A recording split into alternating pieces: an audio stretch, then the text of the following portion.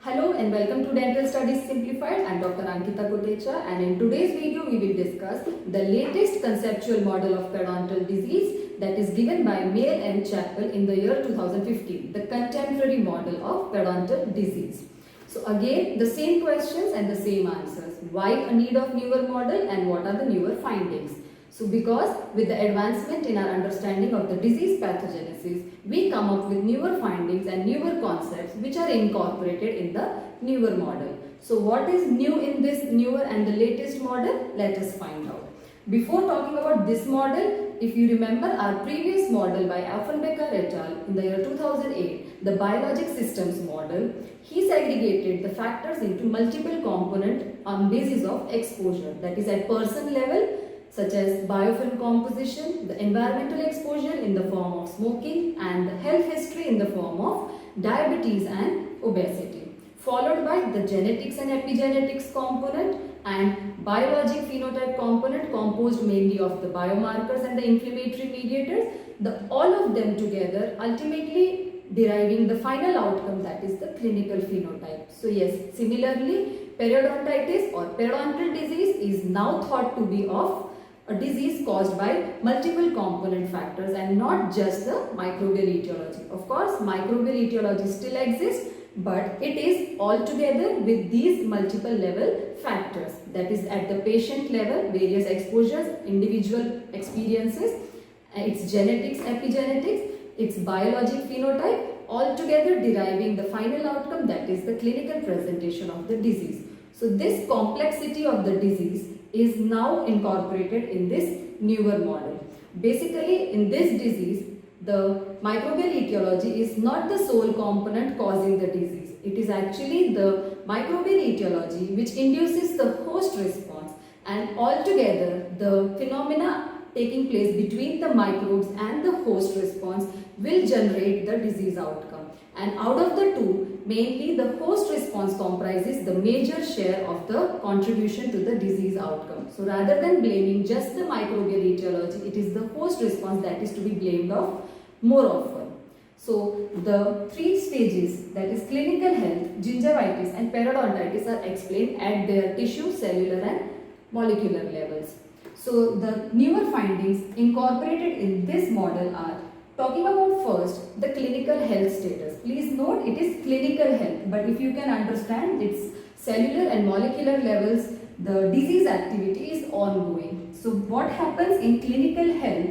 Basically, we require a biofilm which is composed of health promoting species, the beneficial species which are not disease causing, which will promote health.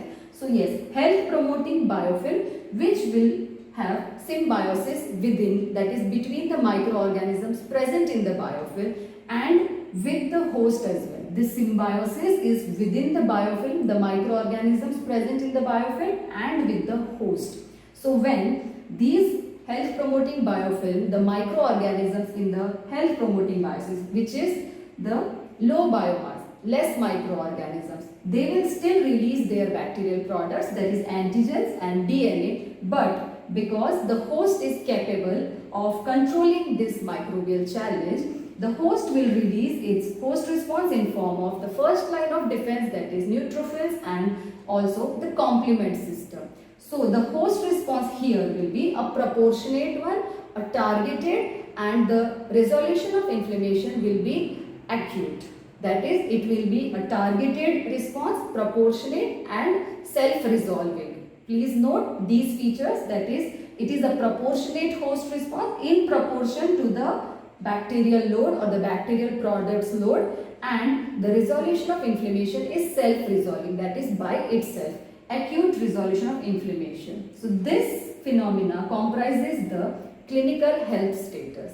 This is when the environmental factors and genetic factors are absent. By the arrow you can understand, as we progress towards the diseased states, the environmental factors and genetic factors comes into the picture. Here in clinically health, that is the clinical health status, we have assumed the genetic factors and environmental factors are absent. That is, an absolutely healthy individual has this disease status, that is clinical health. This is the first category of the health status in this model.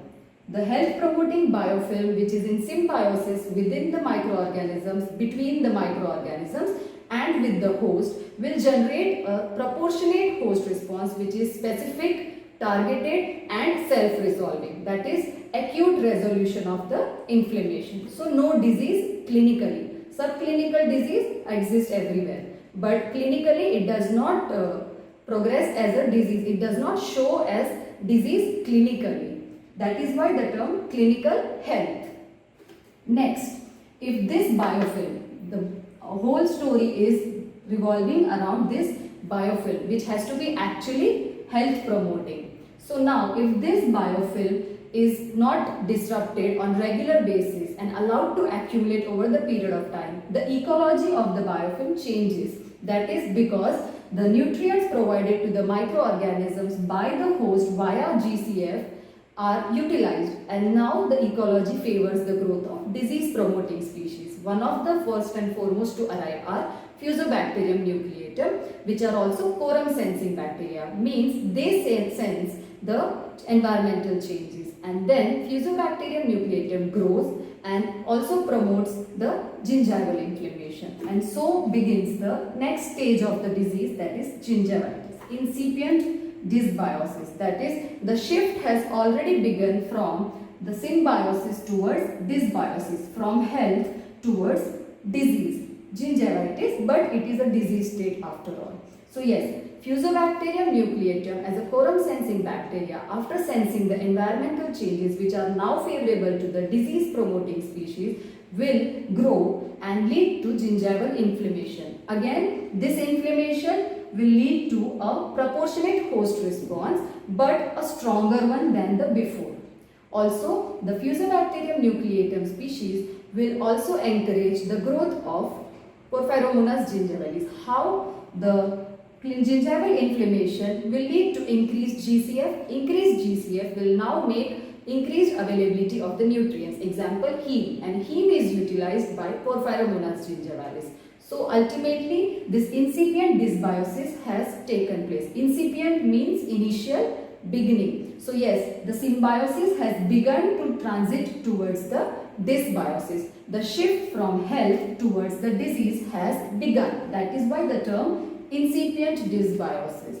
This incipient dysbiosis in a non-susceptible individual. Please see, the genetic and environmental factors are mild here. So the patient is non-susceptible. In this case, in a non-susceptible individual, incipient dysbiosis has caused, although a proportionate host response, but a stronger than before one because of the dysbiosis. And this stronger but proportionate host response in the form of antibodies and more neutrophils and also the immunity activation, that is T and B cells, will lead to the resolution of inflammation. Again, it is self-resolving, but now it is chronic. See the difference? Acute versus chronic, because the biomass has changed from low to high, because here the growth of Fusobacterium nucleatum and Porphyromonas gingivalis has taken place, which has contributed to the shift from symbiosis to dysbiosis.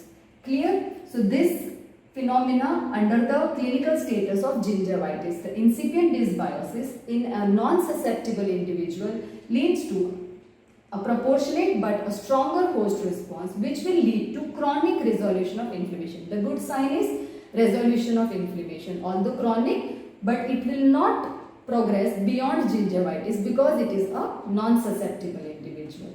And now talking about the alternate scenario, that is in a susceptible individual. In a susceptible individual, this incipient dysbiosis will now become frank dysbiosis because of the overgrowth of the pathogenic bacteria. This biofilm, which was allowed to accumulate over the period of time and the ecology of which is favoring the disease promoting species, has now caused frank dysbiosis, from symbiosis to the incipient biosis to frank dysbiosis. This frank dysbiosis will lead to excessive host response, which is disproportionate, frequent and excessive host response. This excessive host response will now release the cytokines, prostanoids, matrix metalloproteinases and reactive oxygen species. Everything in excessive manner.